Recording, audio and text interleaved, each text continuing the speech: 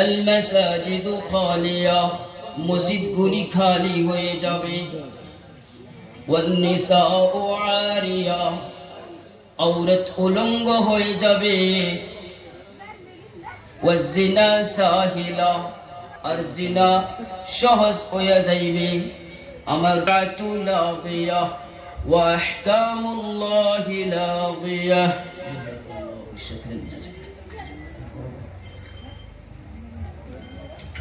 আমার এখানে কোয়ার উদ্দেশ্য হইল যে শরীয়তের বেকার হয়ে যাইবে, আল্লাহর হুকুম একদিকে থাকবে, মানুষ একদিকে চলবে।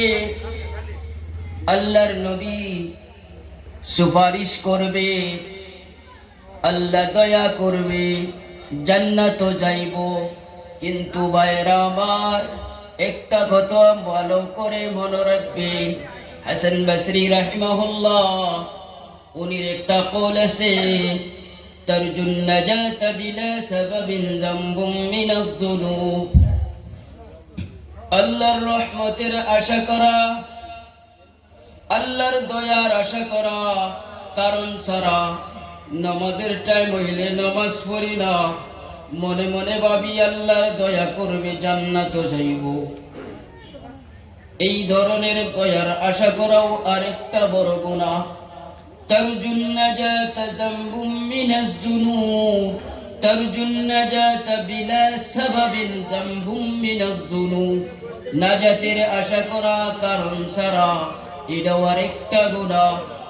তারজু শাফাআত বিলা সাবাবিন নউম মিনাল গুরুর, সুপারিশের আশা করা এটাও একটা। যদি সাল্লাল্লাহু আলাইহি ওয়াসাল্লামের উপরে দুরূদ পড়ার কোনো খবর নাই, এমনি মনে মনে ভাবি যে আল্লাহর নবী দয়ার নবী, আমাকে সুপারিশ করবে, দুরূদও পড়ে না, তবে এই কথা বাবাও একটা ধোঁকা।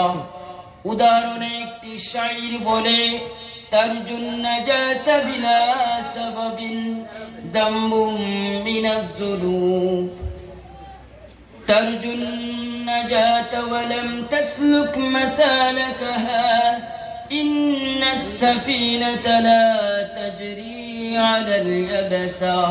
ও বেড়া, তুমি নাজাতের আশা করো আর এই মতে রাস্তায় চলো না, এইটা অল্প চিন্তা করো।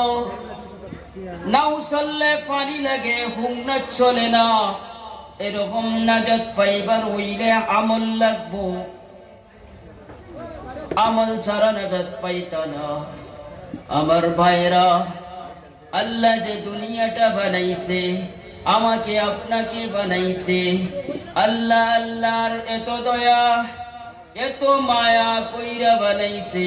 আল্লাহর নবী এত দয়া কি উদ্দেশ্য নিয়ে বানাইছে, তাই তো বলে ওয়ামা খালাকতুল জিন্না ওয়াল ইনসা ইল্লা লিয়াবুদুন। মানুষ আর জিন যে আমি বানাইছি, উদ্দেশ্য হলো যে আমার ইবাদত করা। এই ইবাদত কি হিসাবে করবে?